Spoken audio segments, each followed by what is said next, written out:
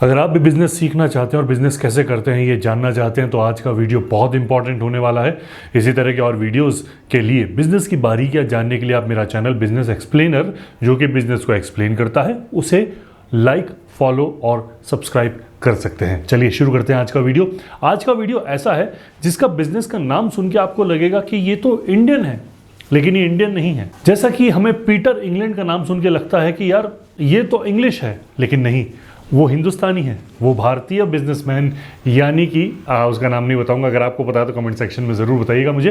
तो चलिए शुरू करते हैं। आज का वीडियो होने वाला है बाटा की सक्सेस पर, बाटा के स्ट्रगल स्टोरी पर। हम जीरो से शुरू करेंगे, कहाँ से शुरू हुआ था बाटा और आज कहाँ कहाँ पहुँच चुका है। तो चलिए शुरू करते हैं। बाटा भारत की सबसे बड़ी फुटवेयर कंपनियों में से एक है।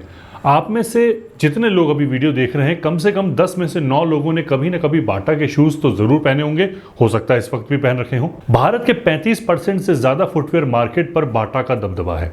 एक ऐसी कंपनी जो लगती भारतीय है, मैंने क्या कहा था, पर है नहीं। बाटा की शुरुआत 21 सितंबर 1894, जी हाँ सही सुना, 1894 को एक मोची का काम करने वाले थॉमस बाटा ने मिडिल यूरोप के आसपास एक देश हुआ करता है चेकोस्लोवाकिया, वहां करी थी।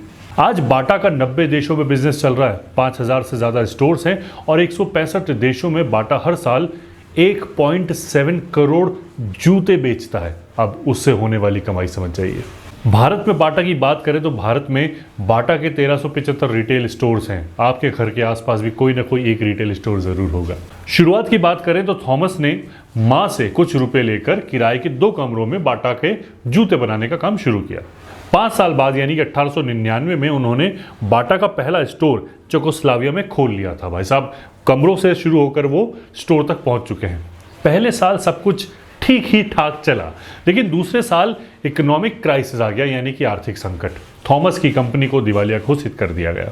अब यहां पर थॉमस बाटा ने थोड़ा सा चेंज किया। उन्होंने चमड़े के जूते बनाने की बजाय कैनवास के जूते बनाने शुरू किए। कच्चा माल उन्हें सस्ता मिलता था, तो सस्ते कच्चे माल की वजह से जूते जो बनते थे वो भी सस्ते होते थे। फिर थॉमस 3 अपने कर्मचारियों के साथ इंग्लैंड में एक जूते चप्पल की कंपनी में काम करने लगे। उन्होंने वहां 6 महीने तक काम किया और बिजनेस की बारीकियां सीखी। देखिए, आप कोई भी बिजनेस करें, जरूरी नहीं है कि वो थैले वाला बिजनेस हो या बड़ा कोई मल्टीनेशनल कोई कंपनी हो, आपको उस बिजनेस की बारीकियां जरूर आनी चाहिए। Lesson number 1। इंग्लैंड से लौटने के बाद थॉमस बाटा ने जूतों का प्रोडक्शन और बढ़ा दिया, यानी कि उनकी चेकोस्लोवाकिया में कंपनी तो चल ही रही थी, इंग्लैंड जाके उन्होंने अपने 3 कर्मचारियों के साथ उस बिजनेस की बारीकियां भी सीखी है। 1905 तक आते आते हर रोज बाटा 2200 जोड़ी जूते रोज बना रहे थे। जल्दी ही बाटा यूरोप की सबसे बड़ी फुटवेयर कंपनी बन गई। ये 1905 की बात कर रहा हूं मैं। इसके बाद उन्होंने कॉर्पोरेट और कम ऑफिस एम्प्लॉयज जो होते हैं उनके ऊपर फोकस किया और उनके जूते बनाने शुरू करे। इससे कंपनी को बहुत फायदा हुआ। यहां हमें एक और सीखने वाली चीज है कि आपका जो टारगेट ऑडियंस है, आपका जो कस्टमर है, वो कौन है, वो आपके माइंड में क्लियर होना चाहिए। अगर आप कपड़े की दुकान खोलते हैं तो आप किसके लिए कपड़े की दुकान खोल रहे हैं? क्या आप कैजुअल वियर खोल रहे हैं? क्या फंकी वियर खोल रहे हैं? क्या फॉर्मल्स के लिए दुकान खोल रहे हैं? फॉर्मल्स में भी ऑफिस फॉर्मल्स हैं या लेडीज फॉर्मल्स हैं, और उसमें आपने बच्चों के कपड़े भी घुसा दिए कि चलो परिवार आता है तो बच्चों के कपड़े भी। यहां आप अपना फोकस खो चुके हैं। आपको फोकस आपका क्लियर होना चाहिए कि मैं किस तरह के जूते बनाऊंगा जैसे बाटा ने बनाए, मैं किस तरह के कपड़े बेचूंगा, मैं किस तरह के होम फर्निशिंग बेचूंगा, मैं किस तरह की चाय बेचूंगा, मैं किस तरह की कचौरी बेचूंगा। ऐसा नहीं कि मैंने कचौरी के साथ साथ छाछ भी रख ली, कॉम्बिनेशन ही मैच नहीं होता है। यहां पर आपका टारगेट ऑडियंस, आपका फोकस क्लियर होना चाहिए। बाटा कंपनी की कामयाबी की सबसे बड़ी जो वजह थी वो था बाटा का छोटा नाम। लोग बहुत आसानी से इस नाम को बोल लेते थे। बाटा 2 अक्षरों का नाम है। थॉमस ने अपने सरनेम को ही कंपनी का नाम बना लिया ताकि लोगों को इसे याद करने में ज्यादा मेहनत नहीं करने पड़े। आपने देखा होगा, मैंने अपने बिजनेस एक्सप्लेनर के इंस्टाग्राम पर एक रील बनाई है जिसमें मैंने कौन से बिजनेस के नाम कितने अक्षर वाले, कितने लेटर्स वाले फेमस होते हैं, जल्दी रिकॉल होते हैं, जल्दी याद किए जाते हैं, उस पर एक रील बनाई है, वो आप जरूर जाके देखिएगा। अब देखिए, ऐसा नहीं है कि हर बिजनेस हमेशा अच्छा चलता है। इन्होंने 2200 जोड़ी जूते हर रोज बनाना शुरू कर दिए तो इनका बिजनेस चल निकला, नहीं। प्रथम युद्ध के बाद में, यानी कि फर्स्ट वर्ल्ड वॉर के बाद में कंपनी को थोड़ा सा घाटा हुआ और उन्होंने अपने जूतों की कीमतें आधी कर दी। 1912 तक कंपनी के कर्मचारियों की संख्या 600 के पार हो चुकी थी, बड़ी कंपनी बन गई थी। 1914 में कंपनी को सैनिकों के लिए जूते बनाने का एक बड़ा ऑर्डर मिला। वाह, जैकपॉट। आपदा को अवसर में बदल लिया इन्होंने। इस वजह से कंपनी को अपने स्टाफ की संख्या बढ़ानी पड़ी। जहां दुनिया के लिए क्राइसिस था, दुनिया के लिए जीने और मरने का सवाल था, वहां आपका बिजनेस कैसे ग्रो कर सकता है, ये बाटा से अच्छा एग्जाम्पल नहीं हो सकता। डिमांड बढ़ी तो बाटा ने जगह जगह स्टोर भी खोले। हालांकि वैसे तो माना जाता है कि फर्स्ट वर्ल्ड वॉर के दौरान मंदी का दौर था, जिसमें जूतों का प्रोडक्शन बुरी तरह से प्रभावित हुआ था। इन हालातों से निपटने के लिए थॉमस बाटा ने जूतों की कीमतों को आधा कर दिया और इससे कंपनी का प्रोडक्शन 15% तक बढ़ गया था। अब यहां से इन्होंने जाना शुरू किया ओवरसीज, यानी कि दूसरे देशों में। इसके बाद बाटा ने अपना जो बिजनेस है वो दूसरे देशों में बढ़ाना शुरू किया। 1924 तक दुनिया में बाटा की 122 स्टोर्स खुल चुके थे।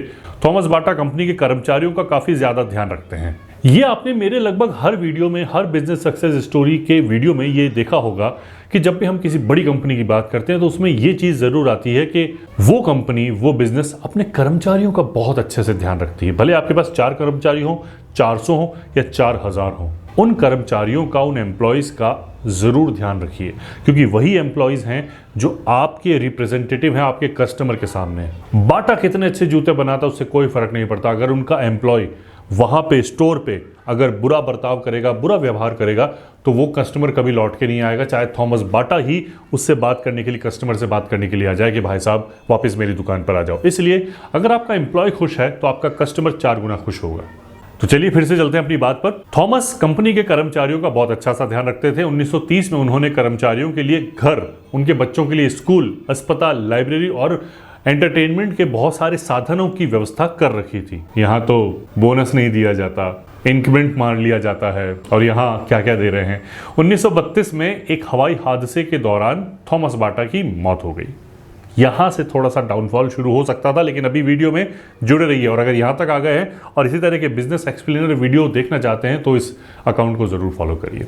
1932 में थॉमस बाटा की एक हवाई हादसे में मौत हो गई थी। उसकी मौत के बाद थॉमस के बेटे जे बाटा ने अपने फादर का बिजनेस संभाला, यानी कि बाटा का बिजनेस संभाला। हमने अभी तक ये जाना कि ओवरसीज कैसे पहुंचे बाटा, उन्होंने बिजनेस कैसे किया, कैसे आपदा को अवसर में बदला।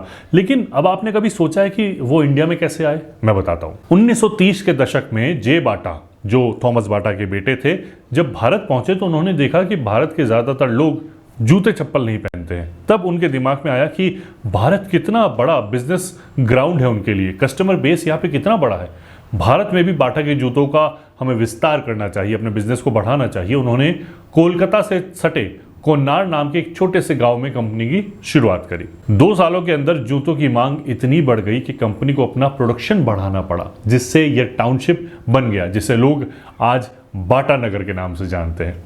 1935 तक बाटा दुनिया में रोज 1,68,000 जोड़ी जूते बना रहा था। 1938 तक बाटा के पास करीब 65,000 कर्मचारी थे। अकेले भारत में उस समय सिर्फ 4,000 कर्मचारी थे जो रोजाना 3500 जोड़ी जूतियां बनाते थे। अब देखिए, यहां पर बिजनेस तो फैल रहा है, लेकिन आपकी एडवर्टीजमेंट कितनी जरूरी है, बाटा से सीखते हैं।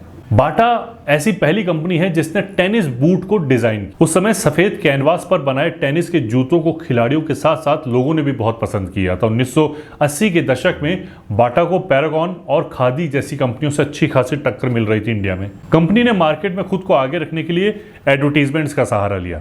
आप भी एडवर्टीजमेंट नहीं करते हैं तो आप ये समझ लीजिए कि आप बहरे को रेडियो सुना रहे हैं। टैगलाइन में लिखा था कि टिटनेस से सावधान रहें, एक छोटी सी चोट आपकी जिंदगी के लिए खतरनाक साबित हो सकती है, इसलिए जूते पहने। आप विश्वास मानिए, आपने लोगों के इमोशंस को कैच कर लिया तो आपका बिजनेस चल निकला। ये मैं हर वीडियो में कहता हूं। आप अपने कस्टमर के इमोशंस को पकड़ लो। यहां उन्होंने डर का इमोशन पकड़ लिया। कोई भी मरना नहीं चाहता, कोई भी टिटनेस से मरना नहीं चाहता, तो टिटनेस से बचने के लिए क्या करना है, जूते पहनने। What a brilliant idea. Tetanus वाला जो विज्ञापन था, उस टैगलाइन के चलते भारत में जूतों की मांग बहुत बढ़ गई। इसके अलावा first to Bata then to Bata जैसी टैगलाइन भी बहुत फेमस हुई थी। तो ये थी बाटा की कहानी। हमें बाटा से बहुत कुछ सीखने को मिला। आप चाहे जितनी बार ये वीडियो देखें, हमेशा एक नई सीख आपको इस वीडियो से मिलेगी। इसी तरह की और बिजनेस लर्निंग्स के लिए, बिजनेस एक्सप्लेनर वीडियोस के लिए आप मेरा चैनल बिजनेस एक्सप्लेनर फॉलो कर सकते हैं, सब्सक्राइब कर सकते हैं,